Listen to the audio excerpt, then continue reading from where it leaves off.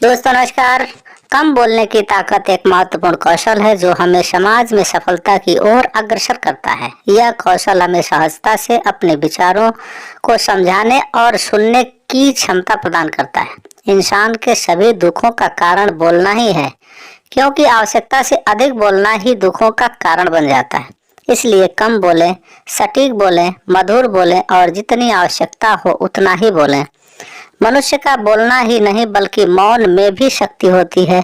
यही कारण है कि धर्मों में मौन को बहुत महत्व दिया गया है। वैज्ञानिकों द्वारा यह भी इस बात को माना गया है कि सेहत से मौन का गहरा संबंध है और इससे मानसिक शांति मिलती है। दोस्तों, कम बोलने की ताकत हमें अधिक सुनने की क्षमता प्रदान करती है। यह हमें दूसरों की बातें समझने और उनसे सहयोग करने की क्षमता देती है। कम बोलने की ताकत से हमें वाणी के माध्यम से सटीकता और प्रभावी ढंग से अपने विचारों को व्यक्त करने का अवसर मिलता है। यह हमें संवाद कौशल में माहिर बनाती है। कम बोलने की ताकत व्यक्ति को समय और स्थान के अनुकूल समझौते करने में मदद करती है।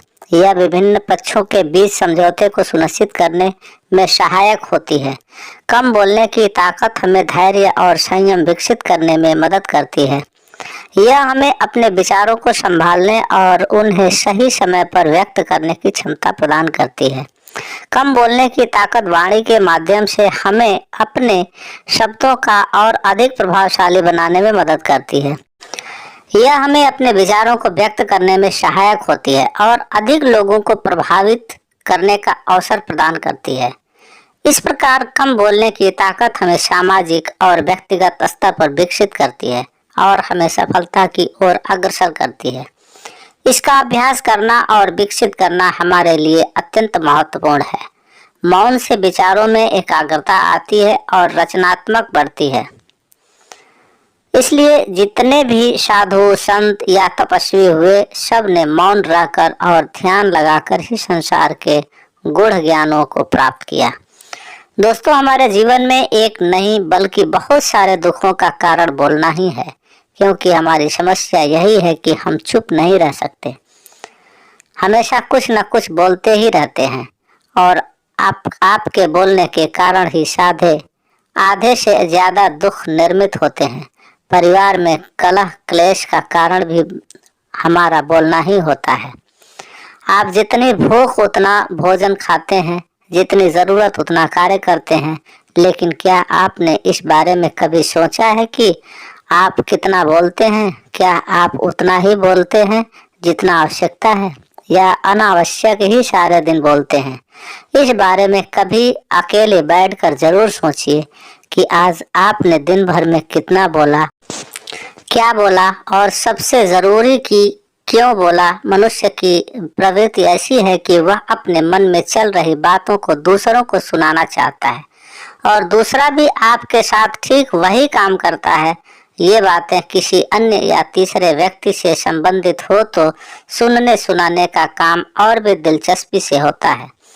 आप फिर जब कभी भी बैठते हैं तो इन्हीं बातों को लेकर फिर से दोहराया जाएगा और फिर से इन्हीं बातों पर विचार करेंगे। यह सुनने सुनाने का माहौल जीवन भर चलता रहता है और इस तरह से आप खो देते हैं कि अपना समय, अपना जीवन, अपनी सोच समझ और वो कीमती पल जिसमें जिया सकता है और जिसमें आनंद प्राप्त किया जा सकता है।